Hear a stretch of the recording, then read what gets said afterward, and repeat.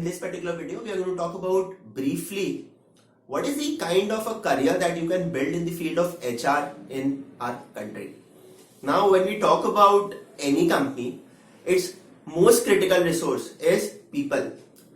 It could be a consulting company, which is completely people driven, or an IT company like an Infosys or a Wipro, where the key resources are the engineers, or even a brick and mortar company like a Hindalco or a Tata Steel or a Vedanta, where the key assets partly are the plant and machinery and the intellectual property rights, but then you need people to actually get the things going.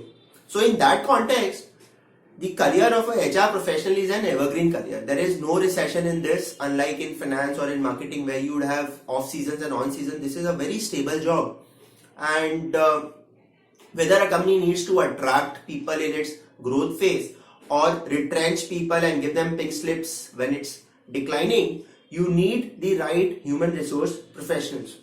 Now, the path to a career in HR can emerge from two ways. Number one is that you go to a typical XLRI, Narsimunji, MDI Gurgaon, Tata Institute of Social Sciences, that's TIS, XIMB or SCHMRD, symbiosis, and offer an MBA in HR.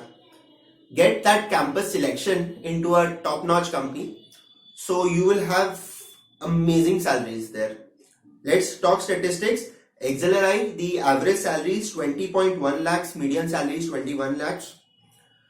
Narsimunji, it's 14.13 lakhs and a maximum of 18 lakhs. MDI Gurgaon, the average is 19.15 lakhs per annum, a median of 18.15 lakhs and a max of 24 lakhs.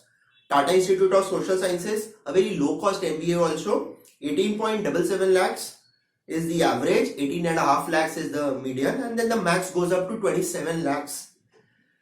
Xavier Institute of Management, 11.88 lakhs is the average and 11.12 lakhs is the median, and the max goes up to 20.84. And Symbiosis, SCHMRD, 13.37 is the average and the max goes up to 28 lakhs.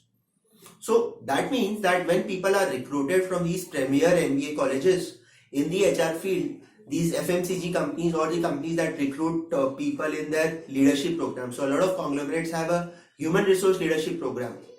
Just like they would have it for general management or in finance or in engineering, they also have it for human resource. In that case, you've got a great path.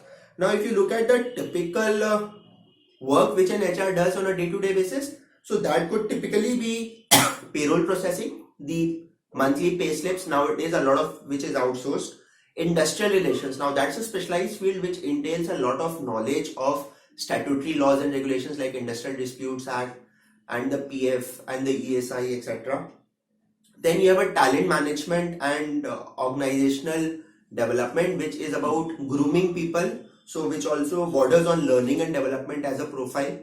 We talk about recruitment. Now recruitment, there are specialized HR professionals which are specialized in the field of campus recruitment. So their typical 6 months in a year, they will always be traveling, going to different colleges and recruiting the best talent for the company.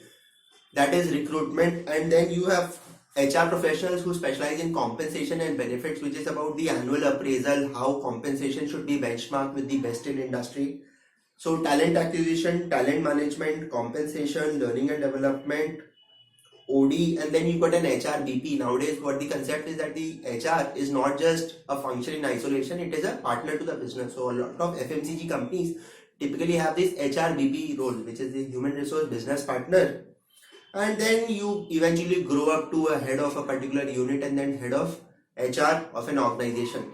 So in that ways, you have, if you look at section 197 disclosures in the annual reports of companies, you will find that HR's heads feature amongst the highly paid employees of a company. Just case in point will be in HUL, Mr. P Bidappa is having a salary of 7.3 crores at the age of 51 years. In Tata Steel, Mr. SD Tripathi, salary has been the head of human resource, 4.82 crores at the age of 57. And then in ITC, the head of corporate resource, Mr. R. Sridhar, salary of 1.53 crores at the age of 59.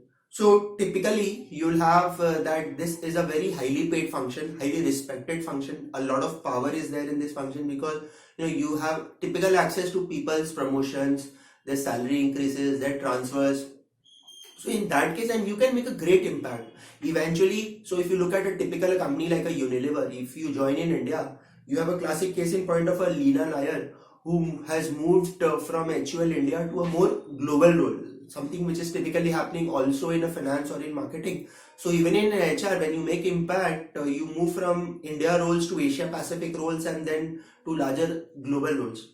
One of the most critical things about HR as a field is that it is not really contingent upon the degrees and the brands of the colleges that you sport. While it is a fact that 57% of people believe that brand really makes a lot of impact in the career trajectory of an HR professional, and the CEOs of top-notch people, companies are 72% alums of reputed institutes. But in the field of HR, because it's all about people management, understanding the pulse of people, how you can attract the best people, motivate them, address their issues, you really do not necessarily need a formal education in HR, because it's about understanding the pulse of people. Like Rusi Modi, who was the MD of Tata Steel, his background is of human resource. His ability to inspire people, get the best out of them and keep them motivated, that's in some ways emanates from the great theory of leadership. It sometimes is inherent to you.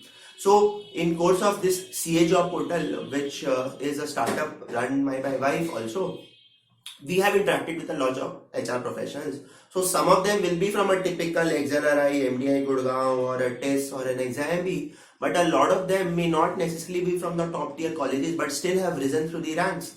And there are instances, for example, the Chief Human Resources Officer of Bharti Airtel is a chartered accountant who, after having spent more than 3 decades in finance, now moved on to assume a human relations role. Why? Because of his great interest in people.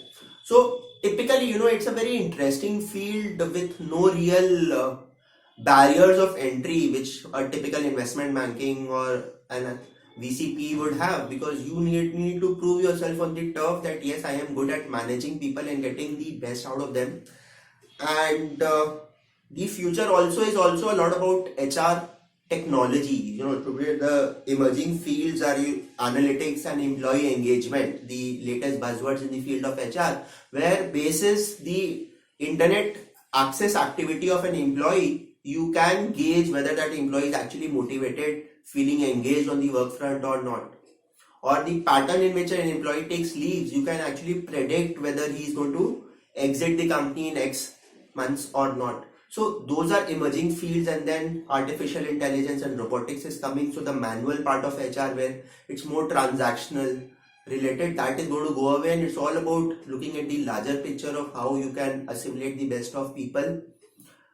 The other trends would be work from home, which is coming in a big way in the time to come, flexi hours, the host of things that HR will need to reinvent itself to continuously be on the top of the curve.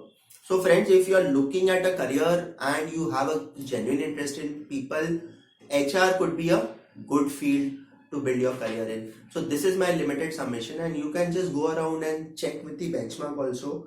It is good. The head of HR, as per a latest survey in Delhi, with 16 plus years of experience, have an average salary of 1,20,000, 1.2 crores, and in Mumbai have 1.5 crores plus kind of a salary. If it's a large or a listed company, if it's a small or a mid-sized company with a less than years of work ex, 8 to 12 years, you would have a salary in the range of 40 to 55 lakhs. In the range of 12 to 16 years, you have a salary of 70 to 90 lakhs. Then, and also depends upon which company you started your career with and how you grew in that company. And nowadays also a trend has emerged that HR people eventually become CEOs of companies. Globally, there are n number of examples where HR people, because the larger understanding of people and the way the organizational dynamics work, are well positioned to assume higher leadership roles. That ways, just have a look at this field as well when you are making a career choice. Thank you so much for watching. All the best.